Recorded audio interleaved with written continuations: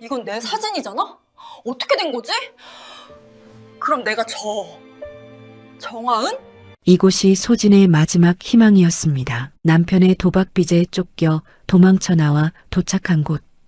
헌데 우연이라는 게 얼마나 놀라운 것인지 이곳에서 소진은 자신의 충격적인 진실을 마주하게 됩니다. 그리고 그로 인해 모든 상황이 바뀌게 되죠. 소진이 맞이할 결말이 궁금하시다면 끝까지 함께 해주세요. 이야기 시작하겠습니다.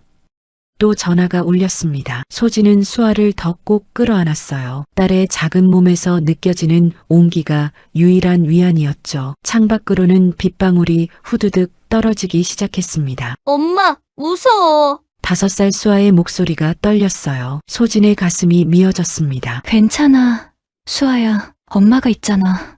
하지만 소진도 무서웠어요. 벌써 10번째 전화였습니다. 사채업자들은 밤낮을 가리지 않았죠. 원룸의 벽은 너무 얇아서 옆집 텔레비전 소리까지 들렸습니다. 곰팡이 냄새가 코를 찔렀어요. 천장에선 물이 똑똑 떨어졌죠. 소진은 바닥에 놓인 양동이를 쳐다보며 한숨을 쉬었습니다. 전화벨이 멈췄어요. 잠시 정적이 흘렀습니다. 소진은 안도의 숨을 내쉬려던 순간 현관문이 쾅 하고 열렸어요. 어디 있어?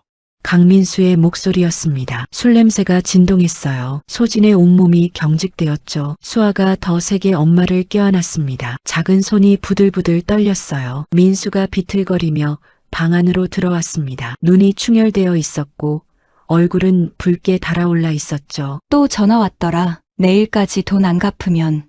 그가 비웃듯 말을 이었습니다. 수아를 데려가겠다는군. 순간 소진의 심장이 멈추는 것 같았어요. 뭐라고요? 못 들었어? 수아를 데려가겠다고 했다고! 민수가 소리를 질렀습니다. 소진은 수아를 더 꼭 안았어요. 절대 놓을 수 없었죠. 그게 무슨 소리예요? 우리 딸인데. 하! 민수가 코웃음을 쳤습니다. 빚이 얼만데 딸이고 뭐고가 있어? 5천만 원이야! 5천! 그가 주머니에서 구겨진 종이를 꺼냈어요. 손이 떨려서 종이가 바스락거렸습니다. 여기 봐. 이미 계약서도 써놨어. 소진의 눈이 커졌습니다. 종이를 낚아채려 했지만 민수가 먼저 치웠어요. 계약서요? 무슨 계약서? 아이 입양 계약서. 그 순간 소진의 안에서 뭔가가 툭 하고 끊어졌습니다. 세상이 빙글빙글 돌았어요. 숨이 막혔죠. 이 사람이 정말 수아의 아빠가 맞나 싶었습니다. 미쳤어요? 어떻게 아빠가 그런 생각을? 미쳤다고! 내가 미친 거지! 민수가 탁자를 쳤습니다. 빈 소주병이 굴러 떨어졌어요. 매일 편의점 알바나 하면서 언제 빚 갚을 건데? 어? 그의 목소리가 점점 커졌습니다. 수아 하나 없어지면 빚도 사라지고 우리도 새 출발할 수 있어. 좋은 집에 가면 수아도 더 잘 살 거야. 소진은 믿을 수가 없었어요. 이 남자와 7년을 함께 살았는데 이런 괴물이었다니. 당신이 도박으로 만든 빚을 왜 수아가? 닥쳐. 민수가 소진의 뺨을 때렸습니다. 따끔한 통증이 얼굴에 퍼졌어요. 하지만 몸의 아픔보다 마음이 더 아팠죠. 수아가 울음을 터뜨렸습니다. 엄마 아파? 소진은 눈물을 꾹 참았어요. 수아 앞에서는 울 수 없었습니다. 괜찮아, 수아야. 엄마는 안 아파. 민수가 소파에 쓰러졌어요. 곧 코 고는 소리가 들렸습니다. 소진은 떨리는 손으로 민수의 주머니를 뒤졌어요. 구겨진 계약서가 나왔습니다. 아동 해외 임양 동의서. 글자가 눈앞에서 춤을 췄어요. 수아의 이름, 생년월일, 그리고 민수의 도장까지 찍혀 있었습니다. 날짜를 보니 내일 오전이었어요. 시간이 없었습니다. 소진은 수아를 조용히 내려놓고 작은 가방을 꺼냈어요. 옷가지 몇 개와 수아가 좋아하는 곰 인형을 넣었죠. 통장을 확인했습니다. 잔액은 32,000원. 가슴이 막막했어요. 어디로 가야 할지, 무엇을 해야 할지 아무것도 모르겠었습니다. 하지만 확실한 건 하나였어요. 여기서 나가야 한다는 것. 민수의 코 고는 소리가 점점 커졌습니다. 소진은 조심스럽게 수아를 업었어요. 수아야, 이제 나가자. 어디 가요, 엄마? 재미있는 곳. 거짓말이 목에 걸렸습니다. 하지만 달리 할 말이 없었어요. 현관문을 살며시 열었습니다. 복도에는 아무도 없었죠. 그때였어요. 어디가? 민수가 벌떡 일어났습니다. 소진은 그대로 뛰었어요. 거기 서라고. 뒤에서 민수의 고함 소리가 들렸지만 멈출 수 없었습니다. 맨발이었지만 계단을 뛰어내려갔어요. 밖에는 비가 쏟아지고 있었습니다. 차가운 빗물이 얼굴을 때렸어요. 발바닥이 시렸지만 계속 뛰었습니다. 엄마, 비 와요. 수아가 울면서 말했어요. 조금만 참아, 수아야. 조금만. 소진도 울고 있었습니다. 빗물에 눈물이 섞여 흘러내렸죠. 어디로 가야 할까요? 친정은 3년 전에 돌아가신 어머니가 전부였어요. 친구들도 돈 얘기만 나오면 연락이 끊겼죠. 골목을 돌고 또 돌았습니다. 숨이 턱까지 차올랐어요. 편의점 처마 밑에서 잠시 쉬었습니다. 수아를 내려놓고 젖은 머리를 쓸어 올렸어요. 엄마, 집에 가고 싶어요. 수아의 말에 가슴이 찢어졌습니다. 이제 돌아갈 집은 없었어요. 그때였습니다. 바람에 날려온 종이 한 장이 소진의 발밑에 떨어졌어요. 젖어서 찢어지기 직전이었지만 글자는 보였습니다. 성북동 입주 도우미 극구. 즉시 입주 가능, 숙식 제공. 경력 무관, 성실한 분 우대. 소진은 떨리는 손으로 전단지를 집어들었어요. 성북동이면 부자들이 사는 동네였죠. 입주 도우미라면 가정부 같은 걸까요? 맨 아래 전화번호가 적혀 있었습니다. 소진은 편의점으로 들어갔어요. 알바생이 이상한 눈으로 쳐다봤지만 신경 쓸 겨를이 없었죠. 공중전화 써도 될까요? 밖에 있어요. 다시 비를 맞으며 나갔습니다. 떨리는 손으로 동전을 넣고 번호를 눌렀어요. 신호음이 길게 이어졌습니다. 제발 받아주세요. 여보세요? 차가운 여자 목소리가 들렸어요. 저기, 입주 도우미 구한다는 전단지 보고 아직 자리 있어요. 내일 아침에 면접 가능한가요? 내일 아침. 민수가 깨기 전에 최대한 멀리 가야 했어요. 지금은 안 될까요? 급한 사정이 있어서. 전화 너머로 한숨 소리가 들렸습니다. 아이가 있나요? 소진은 수아를 내려다봤어요. 거짓말을 해야 할까요? 하지만 네, 5살 딸이 있어요. 그럼 안 되겠네요. 조건에 기다려주세요. 소진은 다급하게 소리쳤어요. 제발이요. 정말 성실하게 일할게요. 딸도 얌전해요. 절대 피해드리지 않을게요. 제발. 목소리가 떨렸습니다. 눈물이 또 흘러내렸어요. 긴 침묵이 이어졌습니다. 주소 적어드릴게요. 지금 오세요. 가슴이 뛰었어요. 희망이 보였습니다. 주소를 받아 적었습니다. 성북동 대로변의 큰 저택이었어요. 감사합니다. 정말 감사합니다.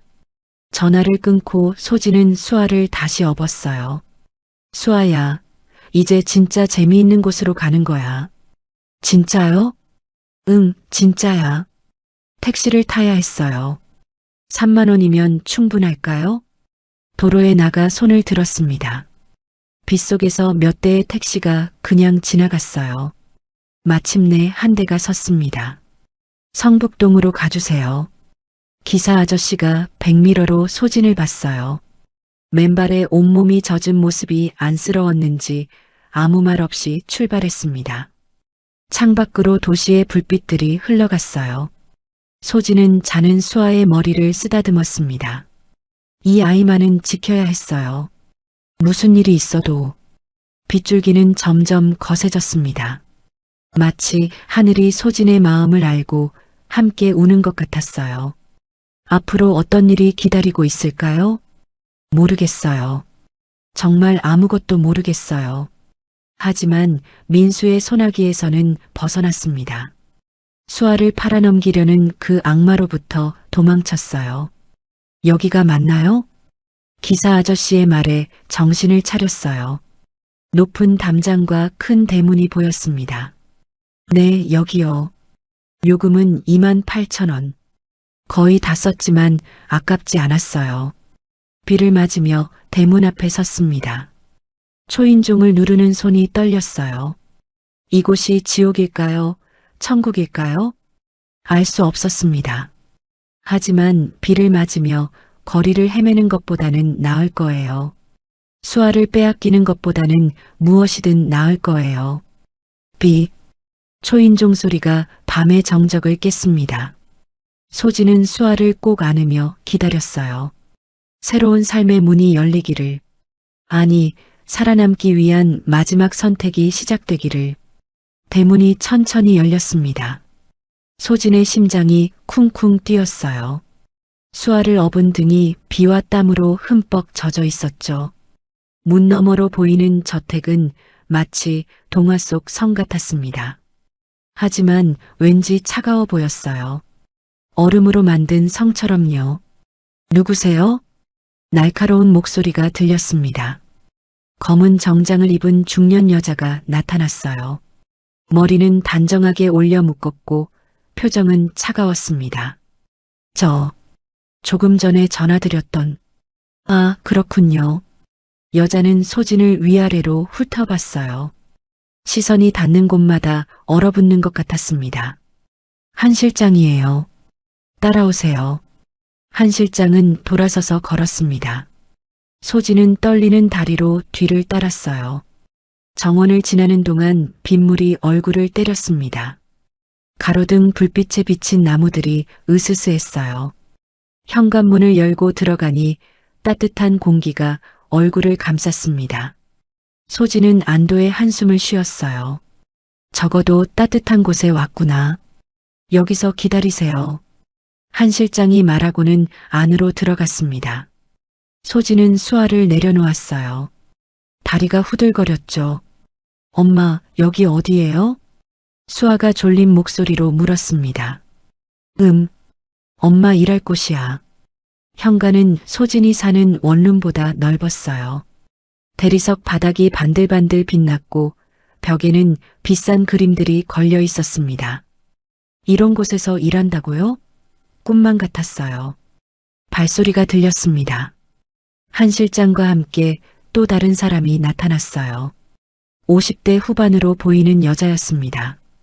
품이 있는 얼굴, 진주 목걸이, 고급스러운 검은색 드레스. 한눈에 봐도 이 집의 안주인이었어요. 정령이에요. 목소리는 차가웠지만 어딘가 슬픔이 묻어 있었습니다. 영희의 시선이 수아에게 머물렀어요. 순간 그녀의 눈빛이 흔들렸습니다. 배고파요. 수아가 작은 소리로 말했어요. 영희의 얼굴에 변화가 일었습니다. 차가운 표정에 금이 가는 것 같았어요.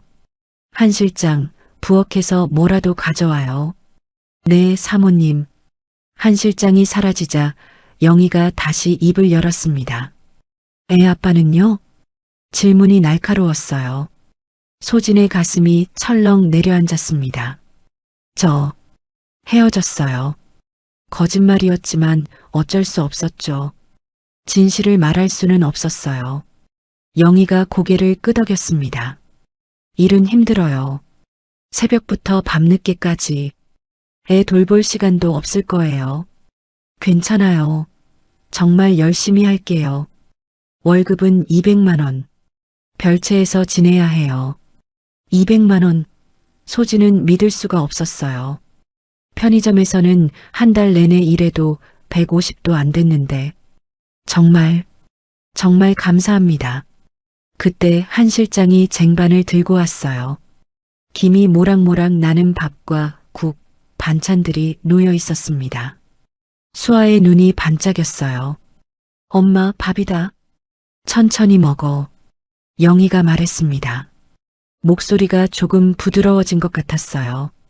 수아는 숟가락을 들자마자 밥을 입에 넣었습니다. 너무 급하게 먹어서 국물이 턱에 흘렀어요. 맛있어요. 진짜 맛있어요. 수아의 말에 소진의 눈가가 뜨거워졌습니다. 얼마나 배고팠을까요? 엄마로서 미안하고 또 미안했어요. 영희가 수아를 보는 눈빛이 이상했습니다. 차갑던 눈에 무언가 다른 감정이 스쳐 지나갔어요. 몇 살이에요? 5살이요. 이름은? 수아예요. 김수아. 영희의 손이 미세하게 떨렸습니다. 진주 목걸이를 만지작거리더니 갑자기 돌아섰어요. 한 실장, 별채로 안내해요. 네, 사모님. 영희가 계단을 올라가는 뒷모습이 쓸쓸해 보였어요. 왜일까요? 따라오세요. 한 실장의 차가운 목소리에 정신을 차렸습니다. 다시 정원으로 나갔어요. 비는 조금 잦아들었지만 여전히 추웠습니다. 별채는 본관에서 조금 떨어진 곳에 있었어요. 작지만 깔끔한 건물이었죠. 여기가 당신들이 지낼 곳이에요. 문을 열고 들어가니 원룸 형태의 방이 나왔습니다. 침대, 작은 책상, 옷장, 화장실. 소박했지만 깨끗했어요. 무엇보다 따뜻했습니다. 내일 아침 6시에 본관으로 오세요. 늦으면 안 돼요. 네, 알겠습니다. 그리고 한 실장이 날카로운 눈으로 소진을 봤어요. 이 집에는 규칙이 있어요. 절대 2층에 올라가면 안 됩니다. 특히 안쪽 방은 절대로요. 목소리에 경고가 담겨 있었습니다. 소진은 고개를 끄덕였어요. 또 하나, 사모님이 가끔 이상한 행동을 하실 때가 있어요. 그럴 땐 그냥 모른 척 하세요. 이상한 행동이라니? 궁금했지만 묻지 않았어요. 일자리를 잃을 수는 없었으니까요. 한 실장이 나간 후 소진은 침대에 앉았습니다. 푹신했어요. 너무나 푹신해서 눈물이 났죠. 엄마, 여기 좋아요. 수아가 침대에서 폴짝폴짝 뛰었습니다. 조심해, 수아야. 하지만 소진도 웃음이 났어요. 수아가 이렇게 신나하는 모습을 본 게 얼마만인지. 따뜻한 물로 샤워를 했습니다. 뜨거운 물이 몸에 닿자 긴장이 풀렸어요.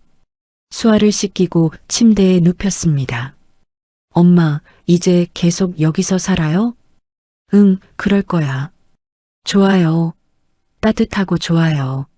수아는 곧 잠들었어요. 작은 숨소리가 평화로웠습니다. 소진은 창밖을 봤어요. 본관의 2층에 불이 켜져 있었습니다. 커튼 사이로 누군가의 그림자가 보였어요. 영희일까요? 왜 그녀는 수아를 보고 그런 표정을 지었을까요? 왜 손이 떨렸을까요? 그때였어요. 2층 창문이 열렸습니다. 영희가 비를 맞으며 서 있었어요. 손에 무언가를 들고 있었습니다. 사진 같았어요. 영희의 입이 움직였습니다. 무슨 말을 하는 것 같았지만 들리지 않았어요. 그러더니 갑자기 큰 소리로 울부짖었습니다. 하은아, 하은아. 소진의 온몸에 소름이 돋았어요. 저 이름은 뭘까요? 하은이라는 사람은 누구일까요? 영희가 비틀거렸습니다. 그리고 쓰러질 듯 주저앉았어요. 한 실장이 달려와 영희를 부축했습니다. 창문이 닫혔고 불이 꺼졌어요. 소진은 가슴이 두근거렸습니다. 이 집에는 무언가 비밀이 있었어요. 슬픈 비밀이. 하지만 그게 뭐든 상관없었습니다. 수아와 함께 안전한 곳에 있다는 게 중요했어요. 소진은 수아 옆에 누웠습니다. 작은 손을 꼭 잡았어요. 잘 자, 수아야. 속삭이듯 말하고는 눈을 감았습니다. 새벽에 일어나야 했어요. 첫날부터 늦으면 안 되니까요. 잠이 들려는 순간 영희의 절규가 다시 들리는 것 같았습니다. 하은아. 그 목소리에는 너무나 깊은 슬픔이 담겨 있었어요. 자식을 잃은 엄마의 슬픔. 소진도 엄마였기에 알 수 있었습니다. 저 아픔이 얼마나 큰지. 하은이라는 사람은 영희의 딸이었을까? 무슨 일이 있었던 걸까? 궁금증이 꼬리를 물었지만 피곤이 몰려왔어요. 내일부터는 새로운 삶이 시작됩니다. 힘들 거예요. 분명 쉽지 않을 거예요. 하지만 견딜 수 있었습니다. 수아를 위해서라면 무엇이든 할 수 있었어요. 빗소리가 자장가처럼 들렸습니다. 소진은 깊은 잠에 빠져들었어요. 처음으로 편안한 잠이었습니다. 하지만 꿈속에서도 영희의 목소리가 메아리쳤어요. 하은아, 내 딸 하은아. 그 목소리가 왜인지 가슴 한구석을 아프게 했습니다. 아침이 밝았어요. 소진은 벌떡 일어났습니다. 시계를 보니 5시 30분이었어요. 서둘러 씻고 옷을 입었습니다. 수아는 아직 곤히 자고 있었죠. 미안해, 수아야. 엄마가 일하고 올게. 이마에 뽀뽀를 하고는 조용히 문을 나섰어요. 본관으로 가는 길. 정원의 나무들이 빗물을 머금고 반짝였습니다. 새들이 지저귀기 시작했어요. 현관문을 열고 들어가니 한 실장이 이미 나와 있었습니다. 시간 잘 지켰네요. 칭찬이라기보다는 확인하는 말투였어요. 오늘 할 일을 설명해 드릴게요. 우선 한 실장이 말을 이어가는데 계단에서 발소리가 들렸습니다. 영이었어요. 하지만 어젯밤과는 달랐습니다. 단정한 옷차림, 완벽한 화장, 우아한 자세. 마치 어젯밤의 일이 없었던 것처럼요. 새 직원이군요. 영희가 소진을 봤어요. 눈빛이 차가웠습니다. 네, 사모님. 오늘부터 일하는. 됐어요. 영희가 한 실장의 말을 끊었습니다. 10월 15일이 얼마 안 남았어요. 준비할 게 많으니 제대로 가르치세요.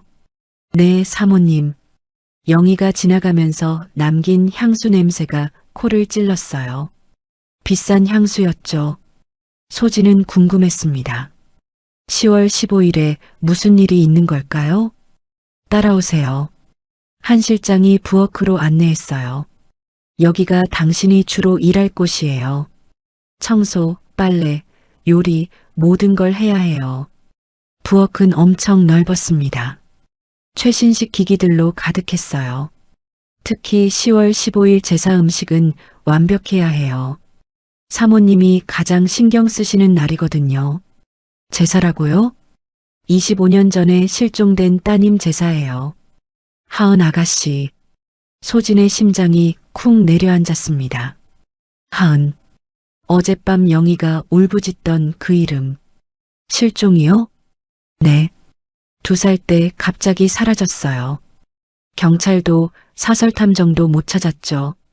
한 실장의 표정이 어두워졌습니다. 그래서 사모님이 가끔 이상해지시는 거예요. 특히 비 오는 날이나 10월 15일 즈음에는. 말끝을 흐렸어요. 소진은 가슴이 먹먹했습니다. 2살 아이가 실종이라니. 부모 심정이 어땠을까요? 그래서 아이를 보면 민감하게 반응하시는 거예요. 특히 또래 여자아이는. 수아 생각이 났습니다.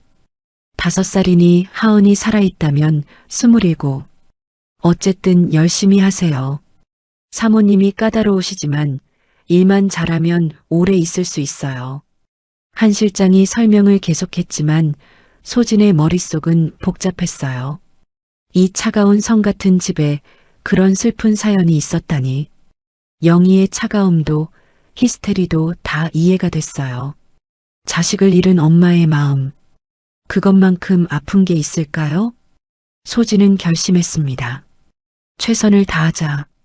이 집 사람들에게도 수아에게도 부끄럽지 않게. 그렇게 얼음성에서의 첫날이 시작되었습니다. 앞으로 무슨 일이 일어날지 몰랐어요. 하지만 적어도 지금은 안전했습니다. 따뜻한 곳에서 일하고 수아와 함께 있을 수 있었어요. 그것만으로도 감사했습니다. 정말로. 10월 15일. 소진은 새벽 4시에 눈을 떴어요. 평소보다 2시간이나 일찍이었죠. 오늘은 하은의 기일이자 생일이었습니다. 영희가 그토록 신경 쓰는 날이었어요. 어둠 속에서 옷을 입었습니다. 손이 떨렸어요. 왜일까요? 그저 중요한 날이라서 긴장되는 걸까요? 본관에 들어서니 이미 불이 켜져 있었습니다. 영희가 거실에 앉아 있었어요. 검은 한복을 입고 있었습니다. 얼굴은 창백했고 눈은 충혈되어 있었어요. 사모님, 일찍 일어나셨네요. 잠이 안 와요. 영희의 목소리가 공허했습니다. 오늘 우리 하은이가 27살이에요. 눈가에 눈물이 고였어요. 소진의 가슴이 아팠습니다.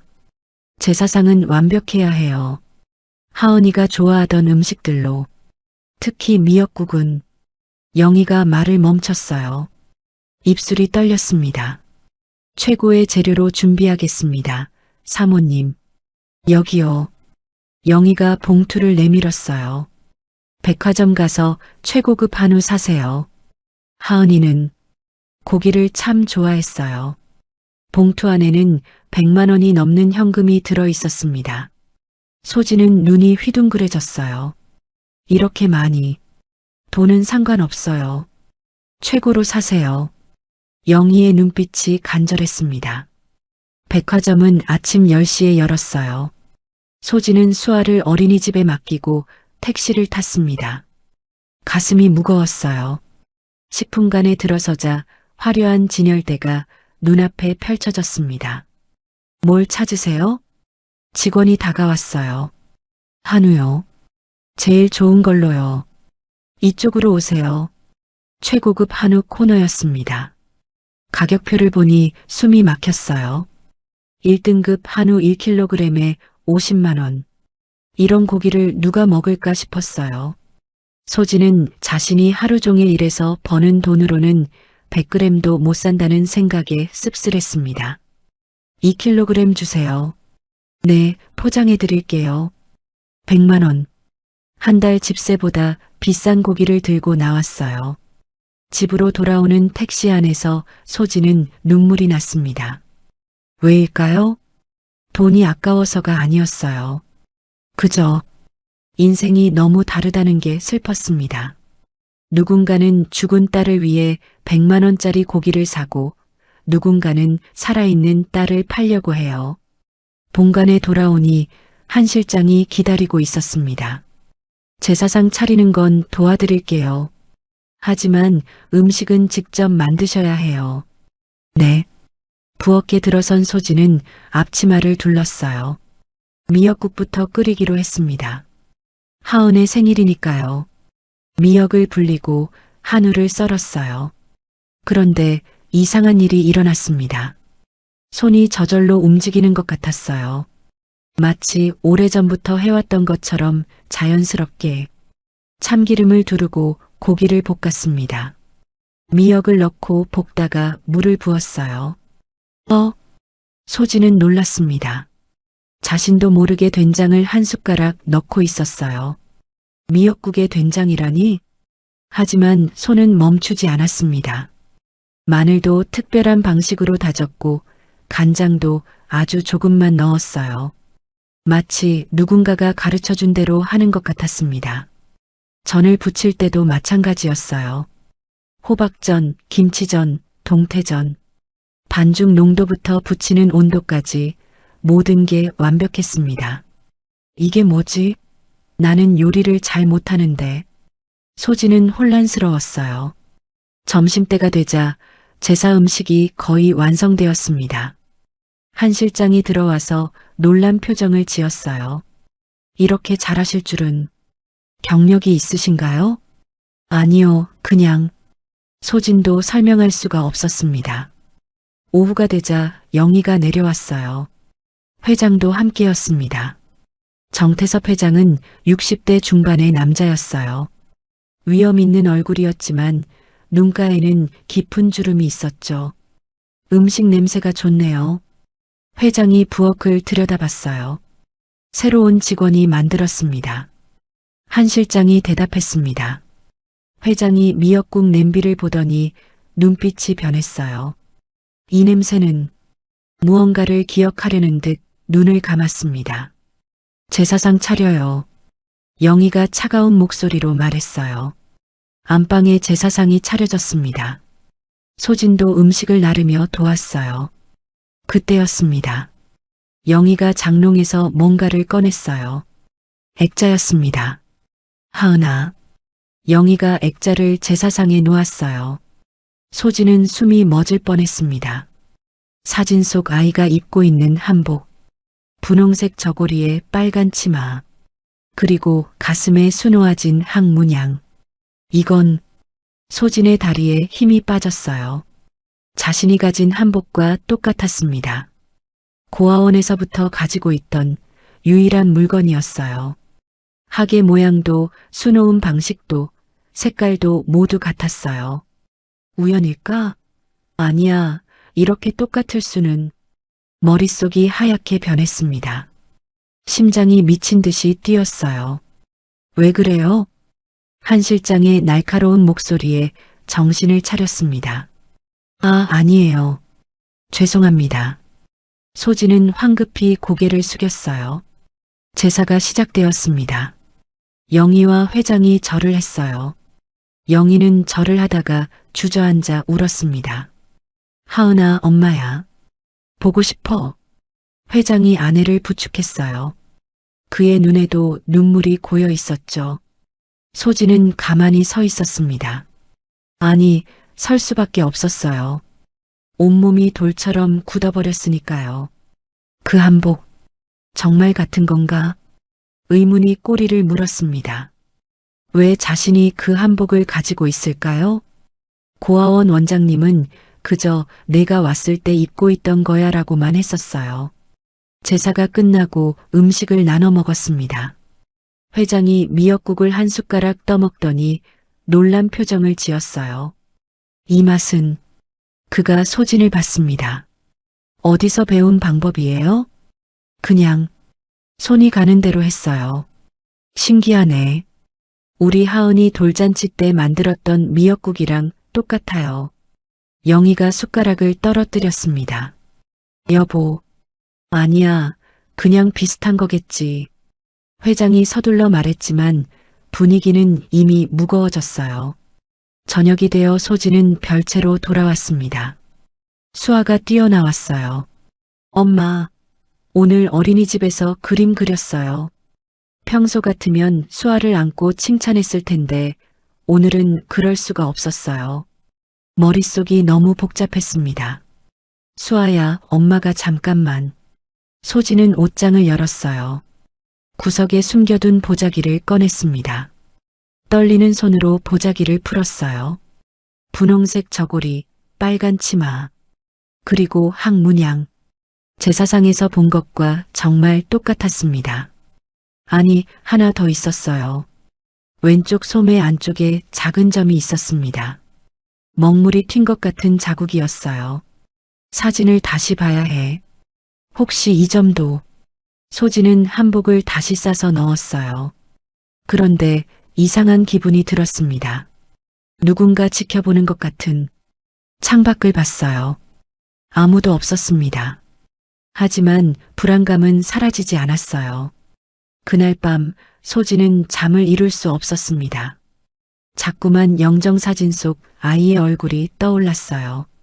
2살이라 얼굴은 잘 안 보였지만 그 한복만은 선명했습니다. 나는 누구일까? 처음으로 이런 의문이 들었어요. 고아원에서 자랐고 부모가 누군지 몰랐어요. 그저 버려진 아이라고만 생각했죠. 하지만 이 한복은 왜 하필 실종된 아이와 똑같은 옷을 가지고 있을까요? 새벽 3시, 소진은 조용히 일어났어요. 창문으로 본관을 봤습니다. 2층에 불이 켜져 있었어요. 영희가 또 잠을 못 자는 것 같았습니다. 나도 엄마니까 알아요. 그 마음이 얼마나 아픈지. 소진은 수아를 봤어요. 곤히 잠든 얼굴이 천사 같았습니다. 만약 수아가 사라진다면? 생각만 해도 숨이 막혔어요. 아마 미쳐버릴 거예요. 25년이라니. 영희는 25년 동안 그 지옥을 살아온 거였습니다. 소진은 마음이 아팠어요. 그리고 동시에 무서웠습니다. 이 집에 온 게 우연일까요? 한복이 같은 것도 우연일까요? 모든 게 우연이라고 하기엔 너무나 많은 것들이 겹쳤어요. 운명이라는 게 있다면 이게 바로 운명일까요? 알 수 없었습니다. 하지만 한 가지는 확실했어요. 뭔가가 시작되고 있다는 것. 그리고 그것은 아마도 소진의 인생을 완전히 바꿔놓을 거라는 것. 창밖에서 바람이 불었습니다. 나뭇잎들이 흔들렸어요. 마치 무언가를 예고하듯이 소진은 다시 잠자리에 누웠습니다. 하지만 잠은 오지 않았어요. 가슴속에서 무언가가 꿈틀거렸습니다. 두려움인지 기대인지 아니면 그리움인지 알 수 없는 감정이었어요. 새벽 2시 소진은 또 잠에서 깼어요. 며칠째 같은 시각이었죠. 한복 생각이 머릿속을 떠나지 않았습니다. 왼쪽 소매의 먹물 자국까지 확인하고 싶었어요. 다시 한 번만 봐야겠어. 소진은 조심스럽게 일어났습니다. 수아는 깊이 잠들어 있었어요. 맨발로 바닥을 디뎠습니다. 삐그덕 소리가 날까봐 천천히, 아주 천천히 움직였어요. 옷장 문을 열었습니다. 보자기가 있던 자리를 더듬었어요. 손끝에 부드러운 감촉이 느껴졌죠. 떨리는 손으로 보자기를 꺼냈습니다. 창가로 가서 달빛에 비춰봤어요. 분홍색 저고리가 은은하게 빛났습니다. 왼쪽 소매를 들어 올렸어요. 있었습니다. 작은 먹물 자국이. 이건 정말 그때였어요. 똑똑. 문 두드리는 소리에 심장이 멎을 뻔했습니다. 자고 있어요? 한 실장의 목소리였어요. 소진은 황급히 한복을 보자기에 싸서 품에 안았습니다. 네. 왜 그러세요? 문 좀 열어요. 차가운 목소리에 등골이 서늘했어요. 어쩔 수 없이 문을 열었습니다. 한 실장이 날카로운 눈으로 소진을 쳐다봤어요. 뭘 하고 있었어요? 그냥 잠이 안 와서. 한 실장의 시선이 소진의 품으로 향했습니다. 보자기 끝이 삐져나와 있었어요. 그게 뭐예요? 아무것도 아니에요. 소진이 뒤로 물러섰지만 한 실장은 더 가까이 다가왔어요. 보여줘요. 정말 아무것도. 보여달라고 했어요. 한 실장의 목소리가 높아졌습니다. 수아가 칭얼거렸어요. 깰까봐 소진은 어쩔 수 없이 보자기를 내밀었죠. 한 실장이 보자기를 풀었습니다. 한복을 보는 순간 그녀의 얼굴이 하얗게 질렸어요. 이게 왜 당신한테? 한 실장의 손이 떨렸습니다. 한복을 들어 올려 자세히 봤어요. 항문양, 색깔, 모든 게 사진 속 한복과 같았죠. 어디서 났어요? 이거 모르겠어요. 어릴 때부터 가지고 있었어요. 한 실장의 눈빛이 변했습니다. 무서운 눈이었어요. 거짓말하지 마요. 이런 걸 어떻게 해. 정말이에요. 고아원에서부터 있었다니까요. 소진도 목소리를 높였어요. 억울했으니까요. 한 실장이 한복을 움켜쥐었습니다. 이건 내가 가져갈게요. 안 돼요. 그건 제 거예요. 소진이 한복을 빼앗으려 했지만 한 실장이 밀쳐냈어요. 수상한 짓 하다가 걸리면 가만 안 둬요. 알았어요? 한 실장의 목소리에는 위협이 담겨 있었습니다. 대체 무슨 꿍꿍이로 이 집에 온 거예요? 돈이 목적이겠죠? 아니에요. 전 그냥. 닥쳐요. 내일 사모님께 다 말씀드릴 거예요.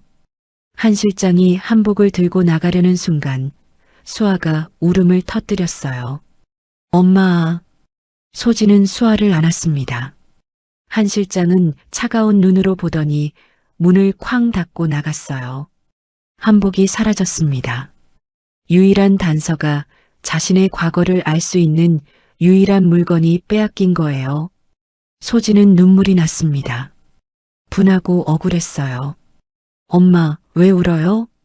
수아가 눈물을 닦아줬어요. 작은 손이 따뜻했습니다. 아니야, 수아야. 엄마 안 울어. 하지만 눈물은 멈추지 않았어요. 그 다음 날 아침, 소진은 무거운 마음으로 본관에 갔습니다.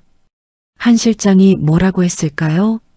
부엌에 들어서니 영희가 있었어요. 사모님, 영희가 돌아봤습니다. 표정이 이상했어요. 화난 것도 아니고 그렇다고 평소 같지도 않았죠. 어제 음식 잘 먹었어요. 뜻밖의 말이었습니다. 감사합니다. 오늘은 뭘 만들 거예요? 한 실장이 아무 말도 안 했나? 소진은 혼란스러웠어요. 된장찌개랑 불고기 하려고요. 좋아요. 회장님이 좋아하시니까. 영희가 나가고 소진은 요리를 시작했어요. 또 이상한 일이 일어났습니다. 손이 저절로 움직였어요. 된장을 푸는 양부터 야채 써는 방법까지 모든 게 자연스러웠죠. 불고기 양념도 특별했습니다. 배즙에 양파를 갈아 넣고 참기름은 마지막에 살짝만. 대체 이 손놀림은 뭐지? 점심시간이 되었어요. 태섭이 식탁에 앉았습니다. 영희도 함께였어요. 음식 냄새가 좋네. 태섭이 된장찌개를 한 입 먹었습니다. 그리고는 숟가락을 멈췄어요. 이 맛. 그의 눈이 커졌습니다. 여보, 이거. 왜요? 어머니 된장찌개랑 똑같아. 돌아가신 어머니가 끓여주시던. 영희도 놀란 표정으로 된장찌개를 먹어봤어요.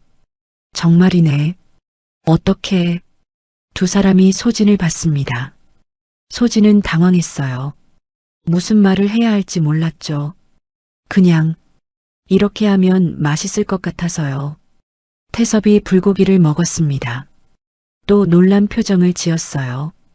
이것도 우리 집 비법이랑 같아요. 분위기가 이상해졌습니다. 태섭이 소진을 뚫어지게 쳐다봤어요.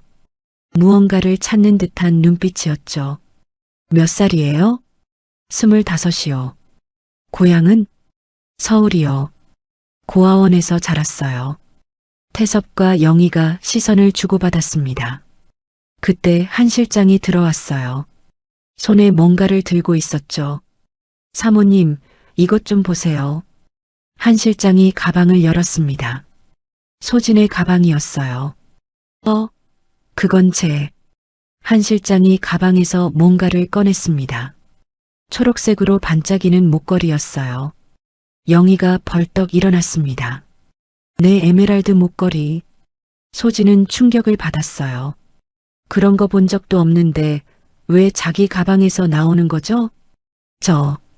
전 모르는 일이에요. 증거가 있는데 모른다고요? 한 실장이 차갑게 말했어요.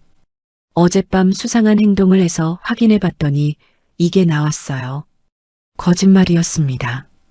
한 실장이 넣은 거예요. 분명히. 하지만 누가 믿어줄까요? 소진의 다리가 떨렸습니다.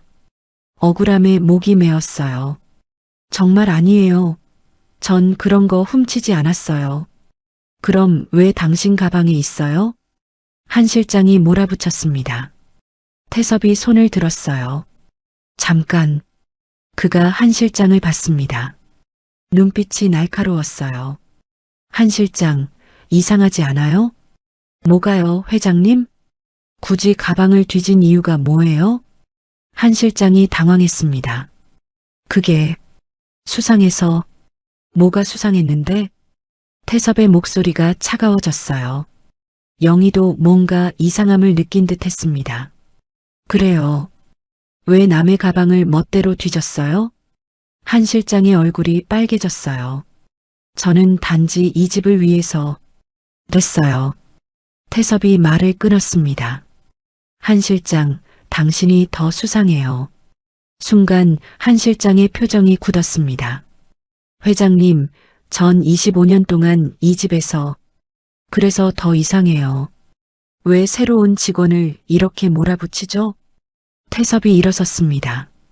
그리고 한 가지 더. 당신, 내 조카죠? 공기가 얼어붙었어요.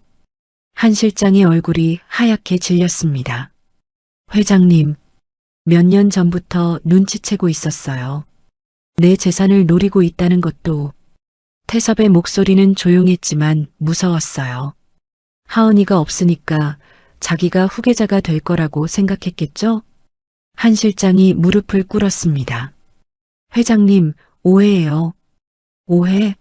작년에 회계장부 조작한 것도 오해예요? 영희가 놀라서 남편을 봤어요.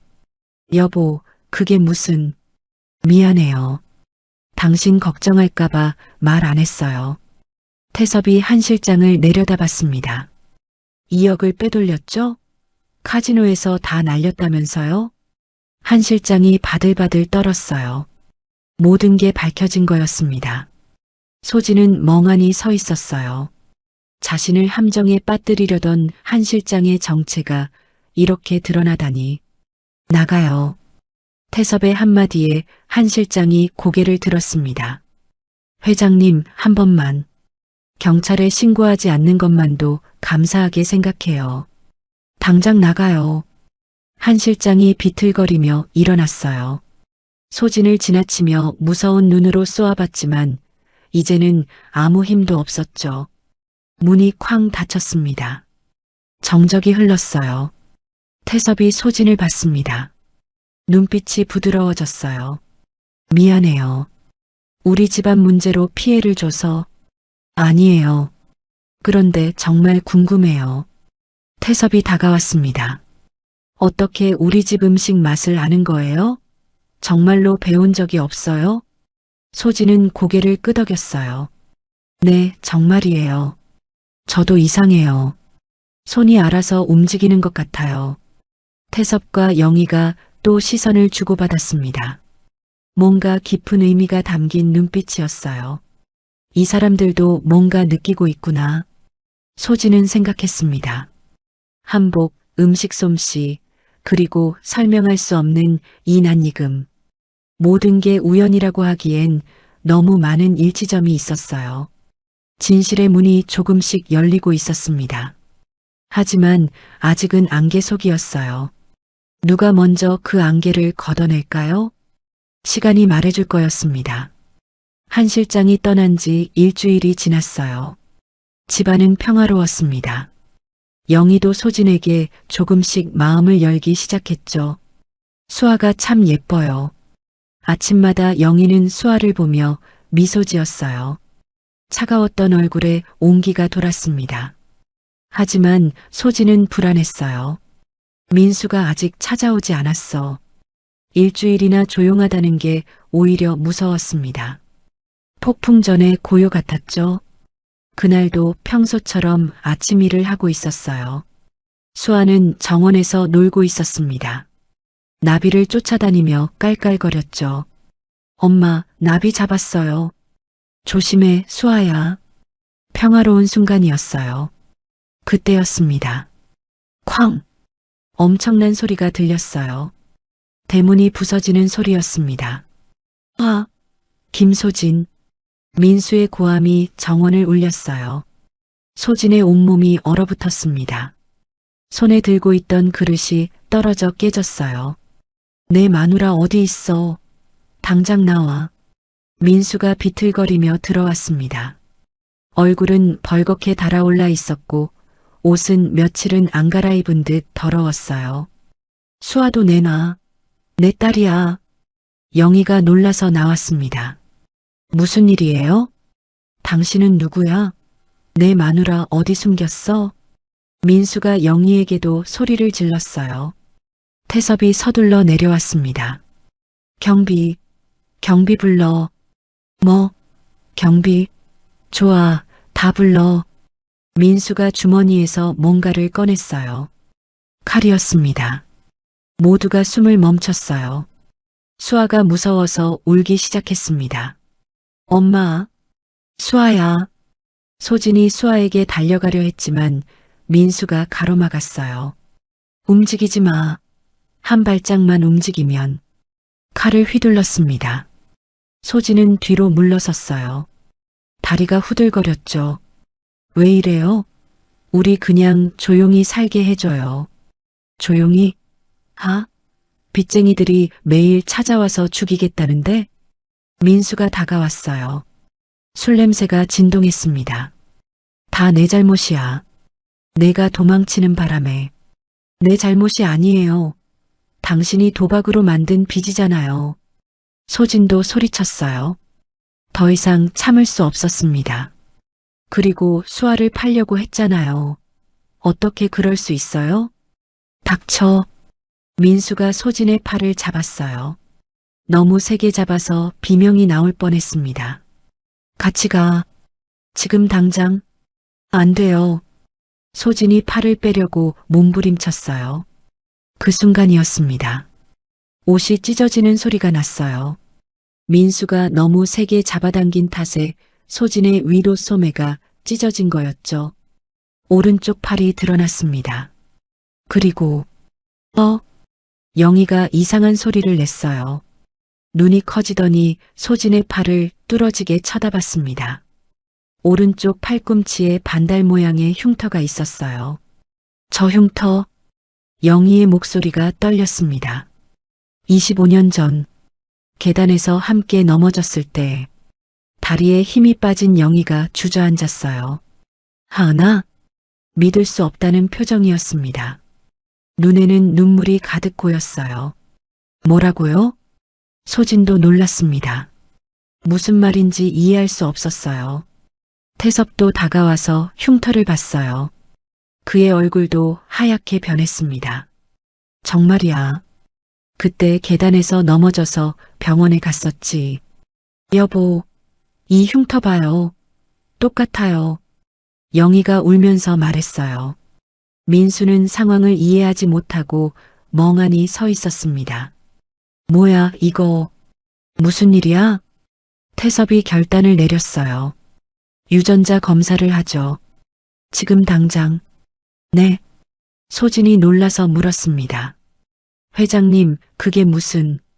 당신이 우리 하은이일 수도 있어요. 태섭의 목소리는 침착했지만 손은 떨리고 있었어요.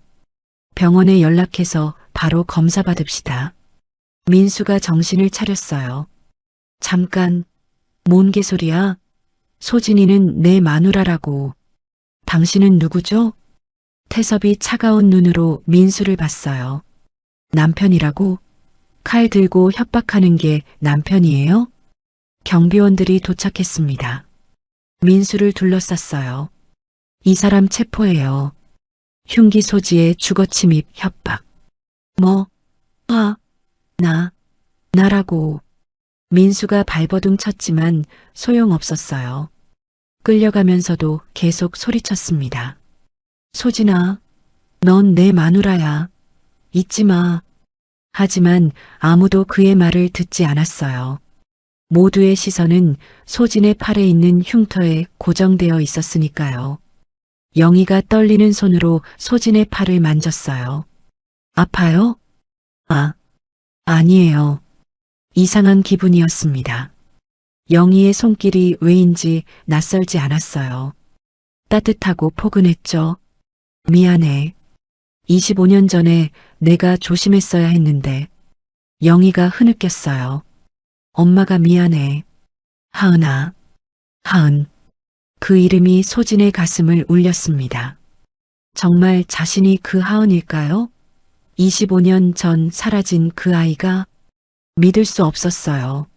하지만 한복, 음식 솜씨, 그리고 이제는 흉터까지 너무나 많은 것들이 일치했습니다. 병원 갑시다. 태섭이 말했어요. 진실을 확인해야죠. 차를 타고 병원으로 가는 동안 아무도 말이 없었어요. 영희는 계속 소진의 손을 잡고 있었습니다. 꽉 잡아서 아플 정도였어요. 놓치면 또 사라질까봐 두려운 것 같았죠. 수아는 영희의 품에서 잠들어 있었어요. 이게 꿈일까? 소진은 멍하니 창밖을 봤습니다. 자신이 부잣집 잃어버린 딸이라니. 드라마에서나 나올 법한 일이 현실에서 일어나고 있었어요. 병원에 도착했습니다. 의사가 체열을 했어요. 긴급으로 처리하겠습니다. 내일 아침이면 결과가 나올 거예요. 더 빨리는 안 되나요? 영희가 간절하게 물었어요. 최대한 빨리 하겠습니다. 다시 집으로 돌아왔습니다. 저녁을 먹어야 했지만 아무도 밥을 먹을 수 없었어요. 영희는 소진을 앞에 앉혀놓고 계속 쳐다봤습니다. 정말 기억이 안 나요? 아무것도? 죄송해요. 전 정말 미안해요. 내가 너무 조급했네요. 영희가 씁쓸하게 웃었어요. 25년이나 기다렸는데 하루가 왜 이렇게 긴지.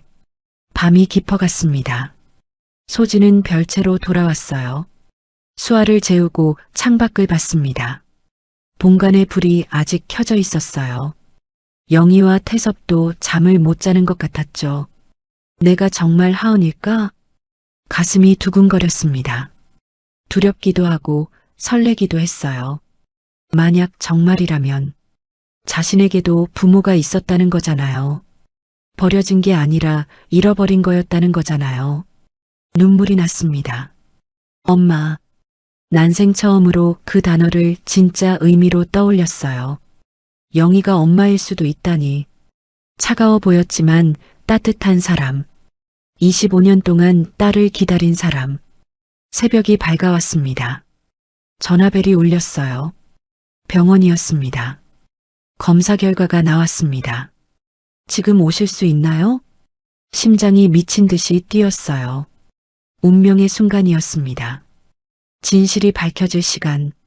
소진은 떨리는 손으로 수아를 안았어요. 가자, 수아야. 무엇이 기다리고 있을까요? 희망일까요? 실망일까요? 알 수 없었습니다. 하지만 확실한 건 오늘 모든 게 바뀔 거라는 것.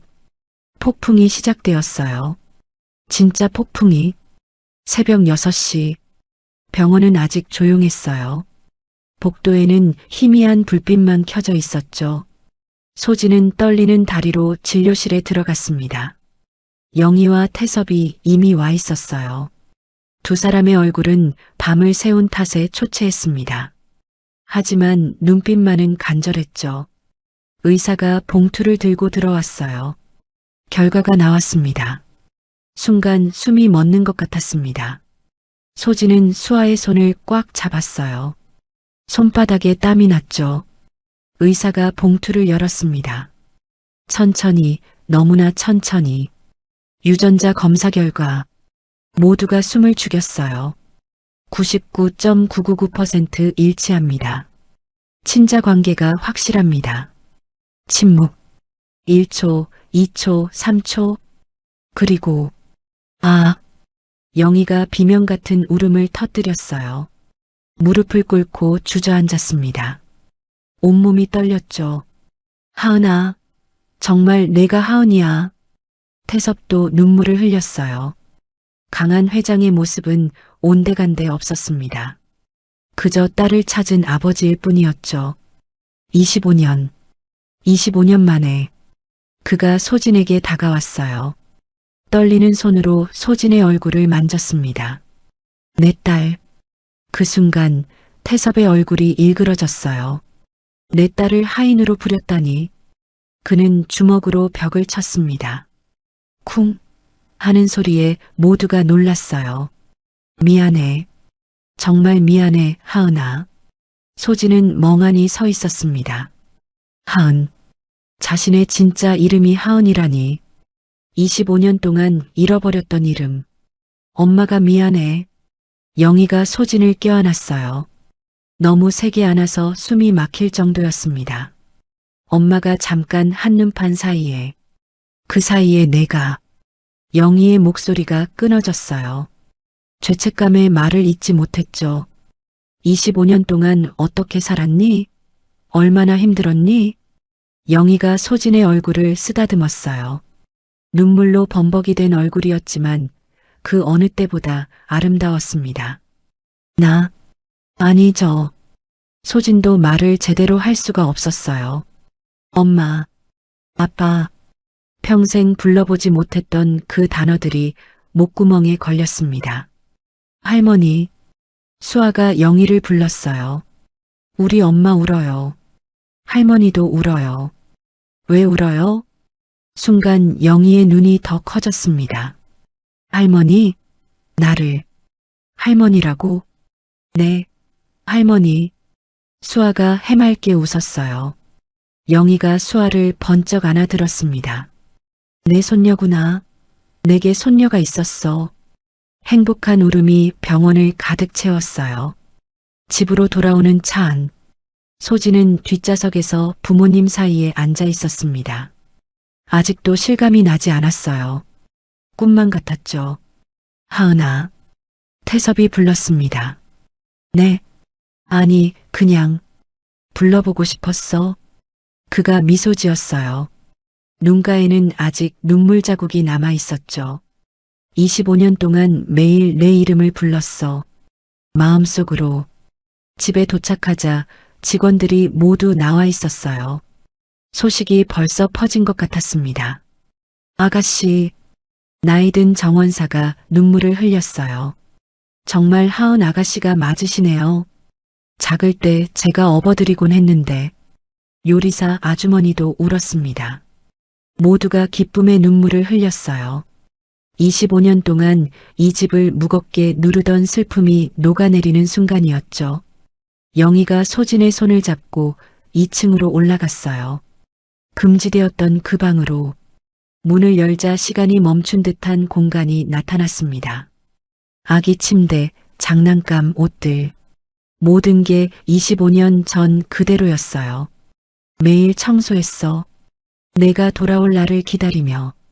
영희의 목소리가 떨렸습니다. 이 오빠, 내가 제일 좋아하던 토끼 잠옷이야. 작고 노란 잠옷을 들어 보였어요. 소진의 가슴이 뭉클했습니다. 자신이 정말 여기서 살았구나. 이 사람들의 딸이었구나. 그리고 영희가 서랍을 열었어요. 사진첩이 나왔습니다. 내 사진이야. 태어날 때부터 2살 때까지 사진을 한 장씩 넘겼어요. 갓난아기 때의 모습, 첫돌 사진, 걸음마 하는 모습. 여기 봐. 이게 그 한복 입은 사진이야. 분홍 저고리에 항문양. 정말 똑같았어요. 이 사진은 내가 사라지기 하루 전날 찍은 거야. 웃고 있는 아기의 얼굴. 행복해 보였어요. 사랑받고 있다는 게 느껴졌죠. 소진의 눈에서 눈물이 흘렀습니다. 엄마. 처음으로 그 말이 나왔어요. 엄마. 영희가 소진을 꽉 안았습니다. 그래, 내 딸. 우리 하은이. 한참을 울었어요. 25년의 그리움이 눈물로 쏟아져 나왔습니다. 저녁 무렵 경찰서에서 연락이 왔어요. 한 실장과 강민수 둘 다 구속되었습니다. 한 실장은 횡령죄로, 민수는 아동 매매 미수와 가정폭력으로 기소될 거라고 했죠. 한 실장이 자백했습니다. 후계자가 되고 싶어서 일부러 소진 씨를 음해하려 했다고요. 태섭이 고개를 끄덕였어요. 그리고 강민수는 정말로 수아를 팔려고 했던 게 맞았습니다. 증거가 나왔어요. 소진은 안도의 한숨을 쉬었습니다. 이제 정말 안전했어요. 민수의 위협에서 완전히 벗어난 거죠. 그날 밤 온 가족이 함께 저녁을 먹었어요. 하은아, 뭐 먹고 싶은 거 있니? 다 좋아요. 에이, 뭔가 있을 거야. 어릴 때는 불고기를 제일 좋아했는데. 영희가 행복한 표정으로 말했어요. 수아가 밥을 먹다가 물었습니다. 엄마, 이제 우리 여기 사는 거예요? 응, 그런 것 같아. 야호. 매일 맛있는 거 먹을 수 있어요. 모두가 웃었어요. 따뜻한 웃음이었습니다. 식사 후 태섭이 진지하게 말했어요. 하은아, 내 이름을 되찾아야지. 네. 지금 내 이름이 김소진이잖아. 정하은으로 바꿔야 해. 정하은. 자신의 진짜 이름을 되찾는다는 게 이상했어요. 하지만 동시에 가슴이 벅찼습니다. 그리고 태섭이 미소 지었어요. 우리 회사 일도 배워야지. 후계자 교육을 받아야 해. 회장님, 아니 아버지. 전 그런 건 천천히 하면 돼. 서두르지 않아도 돼. 영희가 소진의 손을 잡았어요. 우리에겐 시간이 많아. 이제 영원히 함께 할 테니까. 그날 밤 소진은 처음으로 본관 3층의 자기 방에서 잤어요. 아니, 이제는 하은이라고 불러야 할까요? 엄마, 여기 진짜 좋아요. 수아가 큰 침대에서 뛰어다녔어요. 조심해, 수아야. 네, 엄마도 같이 뛰어요. 하은은 수아와 함께 침대에서 뛰었어요. 웃음소리가 방 안에 가득했습니다. 창밖으로 별이 빛나고 있었어요. 엄마, 우리 이제 행복한 거죠? 수아가 물었습니다. 응, 이제 행복한 거야. 하은은 수아를 꼭 안았어요. 정말 행복했습니다.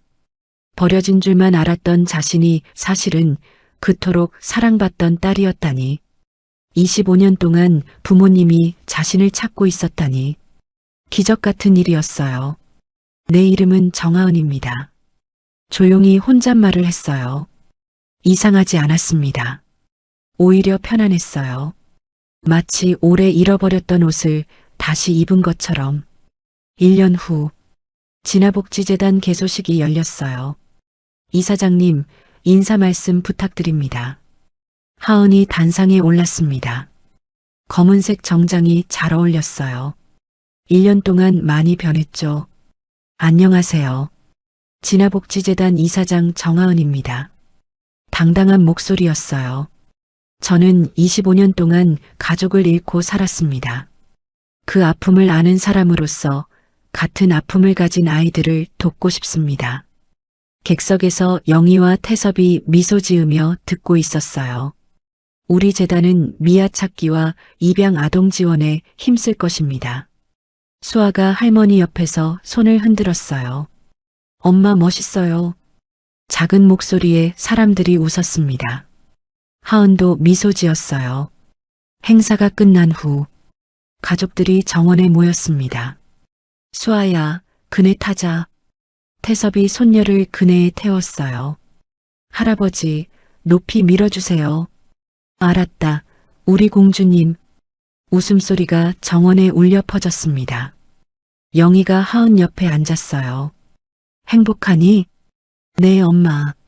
나도 행복해. 25년 만에 찾은 행복이야. 두 사람이 나란히 앉아 수아와 태섭을 바라봤어요. 따뜻한 햇살이 내리쬐고 있었습니다. 바람이 살랑살랑 불었어요. 엄마, 나도 그네 탈래요. 수아가 소리쳤습니다. 하은이 일어났어요. 간다.